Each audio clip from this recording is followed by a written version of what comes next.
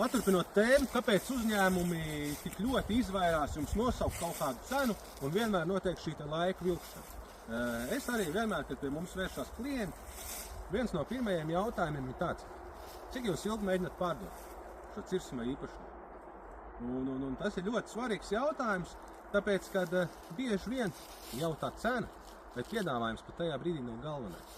Jo, ja jūs man atbildat, jā, vakar dabūju cirkšanas apliecinājumu, vai tur aizvakar sāku izsūtīt piedāvājumus par to pārdošanu, nav svarīgi, cik tu piedāvās. Tu vari tajās pirmajās dienās tu īpašniekam var iedot tādu cenu, kāda neeksistē. Pa cirkšanu samaksāt pusotreiz vairāk nekā viņi maksā un tā tālāk. Īpašnieks jums viņu tāpat nepārdos, tāpēc, ka viņš nav gatavs. Viņš nezina, cik kas maksā, un viņš ir tikai sācis savu izpētes procesu. Viņš grib sagaidīt, ka viens tur piedāvās kaut ko otrs, ka tur visi aizbrauks apskatīties un tā tālāk. Tāpēc sākumā neviens jums nedod cenu.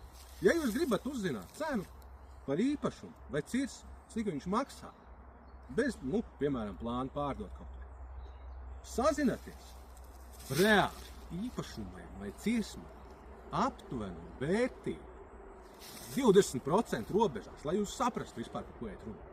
5 minūtēs var izrēķināt. Tas nav nekāds kosmos. Protams, lai pēc tam saprastu šajā 20% diapazonā to precīzo vērtību, tad, protams, jau brauc speciālists uz dabas, novērtē koku materiālu kvalitāti vai augšanas apstākļus un tā tālāk. Un kā jau es teicu, pirmajās dienās, kad cilvēks ir sācis meklēt cenu, nav jēgas, tu pat var iedot 2 reizes vairāk nekā viņi maksā. Cilvēks tāpat nebūs gatavs, tā teikt, uzreiz darījumā.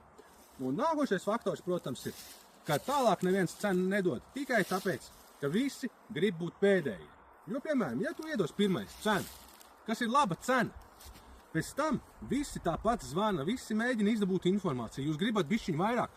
Un kāds iedos, piemēram, par to cenu, ko jūs iedavāt, bišķiņu vairāk, un jūs pārdosiet viņam. Un tāpēc visi, kā jau es minēju, visi grib palikt pēdējie, un visi grib būt tie, kas iedod bišķiņu vairāk un noslēgt šo te darījumu. Un rezultātā tirgu ir izveidojās tāda diezgan stulba situācija. Un tas ir arī iemesls, kāpēc cilvēki domā, ka viņš čakarē, ka viņiem stāsta kaut kāds pasakas vai runā aplīgi. Tas ir tikai tāpēc, ka uzņēmējs zvana, sola braukt skatīties, sola rēķināt, bet visu laiku nedod to cenu, ja viņi jūt, ka jūs gaidat vēl kādu piedāvājumu. Un līdz ar to izveidojās tāda amizanta situācija, kad notiek tāda tā kā garumā vilkšana, visi visu laiku brauc, visu laiku ir kaut kādas problēmas un netiekam pie reāliem piedāvājumiem. Un tāpēc tirgu esam mēs noformulējam piedāvājumu, mēs fiksējam visu informāciju, visus interesantus, visus piedāvājumus, viņu izsijājam, skatāmies uz to kritiski, pie jums vēršamies jau ar konkrētu darījumu piedāvājumu, kas dotajā brīdī ir augstākais tirgus.